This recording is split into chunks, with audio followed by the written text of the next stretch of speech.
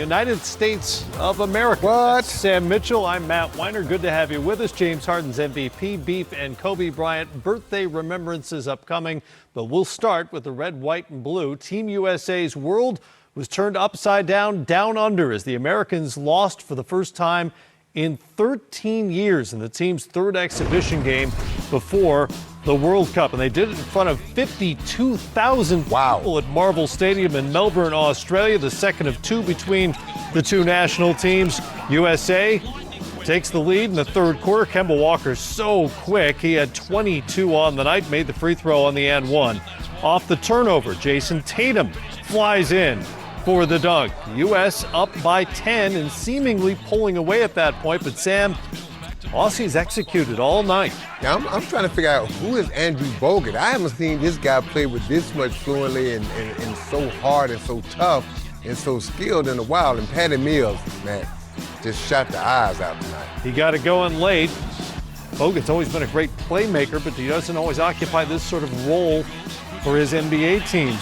Joe Ingles, great hesitation. The layup gives Aussie a 4-point lead, up 80-76. Jaylen Brown to Joe Harris, who knocks down the three. That's why he's out there. The red, white, and blue back on top by 2.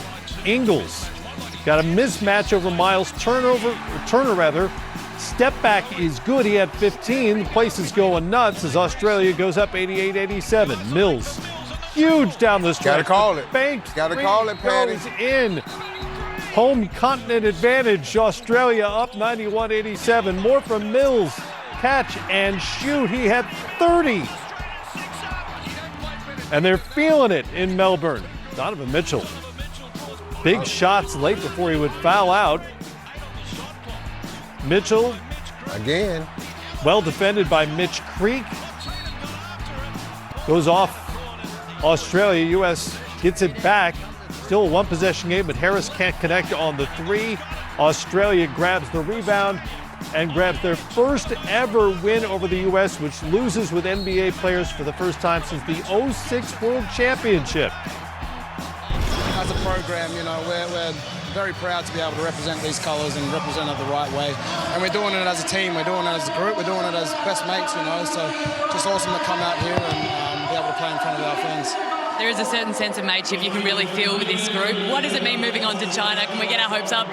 It's a building block for us, we've been taking it step by step and understand how this is a process.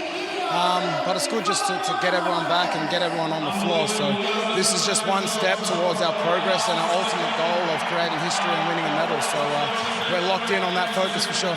And for you personally, 29 points in front of 50,000 people. What is this stadium like?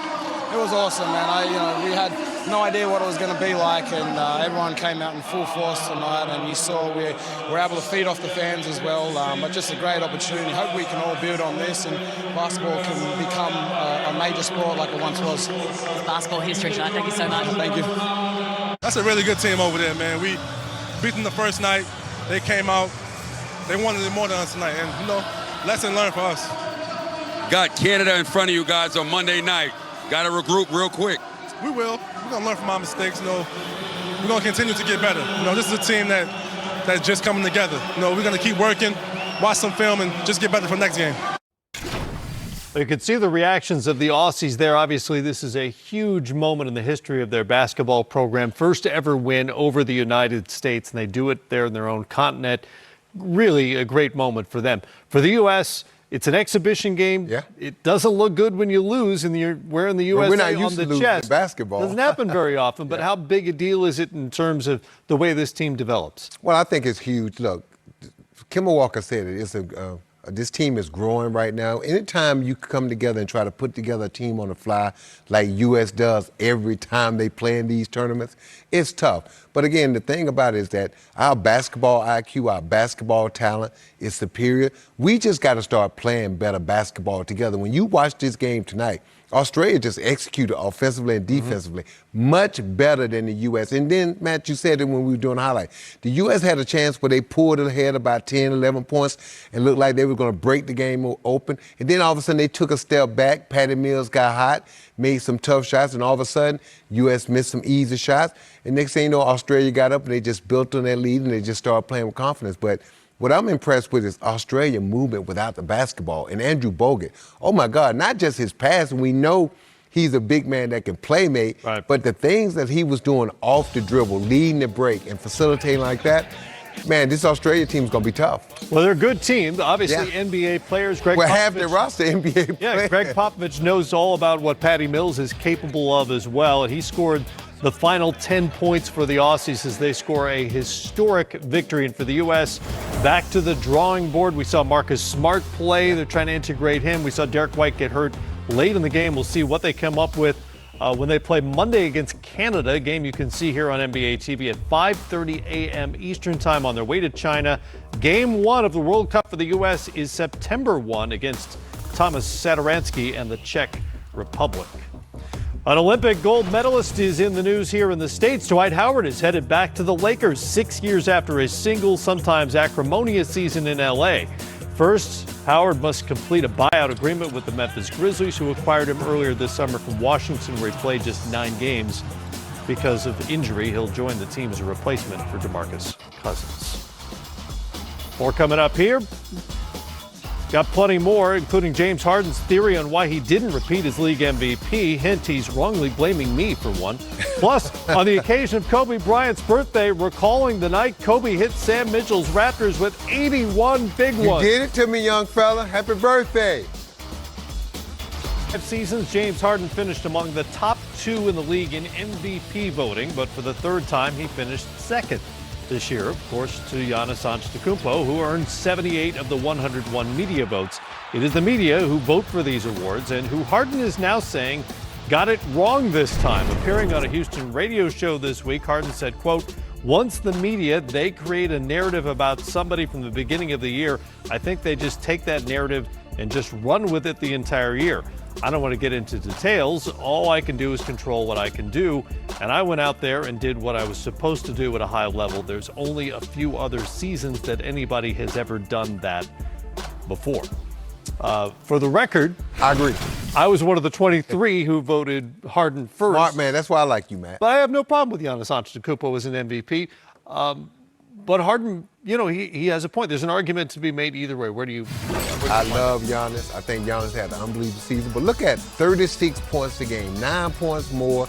The shooting percentage, yeah, that could be skewed a little bit because Giannis plays more 15 feet in and James played that 3-point line and in. But you look at what James Harden has done the last 4 seasons, man, and you look at what he did last season. And this is how I look at the MVP. If you take Giannis off the Milwaukee Bucks, who had the best team and the deepest team, would the Bucks have made the playoffs? Absolutely. Yeah. Wouldn't have been the number 1 seed, but they would have been a playoff team in the East. Right. You take James Harden off the Houston Rockets last year. Not only do they not make the playoffs, they are an awful basketball team. So to me, James Harden had the biggest impact on his team. Again, people get caught up in the numbers and how he plays and all these things, but he's right to a certain degree. The media did kind of set the narrative early, rode that wave on through, but in my estimation, again, I'm okay with Giannis being MVP, but if I had a vote, I'm like you. James Harden would have been my MVP.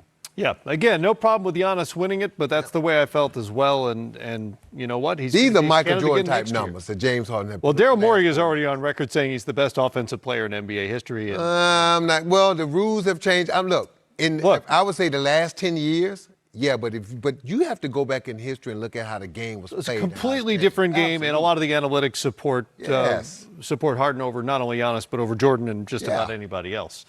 Speaking of MVPs, Friday marked the 41st birthday for the 2008 most valuable player, Kobe Bryant. Fast 20 years went by. Put your shirt tail in, son.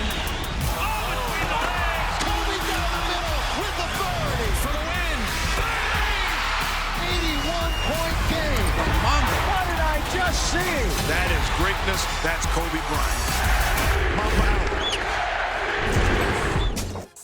Well, the current face of the Lakers, LeBron James, of course, among the many who wished Kobe a happy 41st. I'm not. Well, the rules have changed. Look, I would say the last 10 years, yeah, but you have to go back in history and look at how the game was played. It's a completely different game, and a lot of the analytics support Harden over not only Giannis, but over Jordan and just about anybody else. Speaking of MVPs, Friday marked the 41st birthday for the 2008 most valuable player, Kobe Bryant. Fast 20 years went by. Put your shirt tail in, son.